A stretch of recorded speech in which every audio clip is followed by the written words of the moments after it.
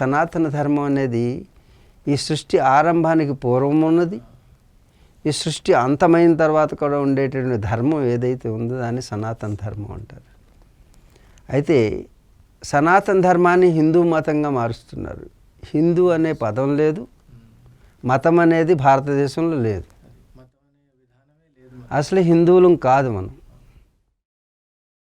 మనకంటూ ఒక మతం కూడా లేదు. అంచేత హిందూ అనే పదం శృతుల్లో లేనటువంటిది. మీకెక్కడైనా అధ్యయనం చేసినప్పుడు హిందూ మతం అనేటటువంటిది కనిపించిందా? హిందూ అనేటటువంటి పదం కానీ మతం అనేటటువంటి అభిప్రాయం కానీ భారతదేశంలో లేదు. ధర్మం అంటే ఏమిటి? ధారణాత్ ఇది ధర్మ. ధారణ చేసేదే కానీ చెప్పేది కాదు. అందుకే వేదం రెండే విషయాలను చెబుతుంది.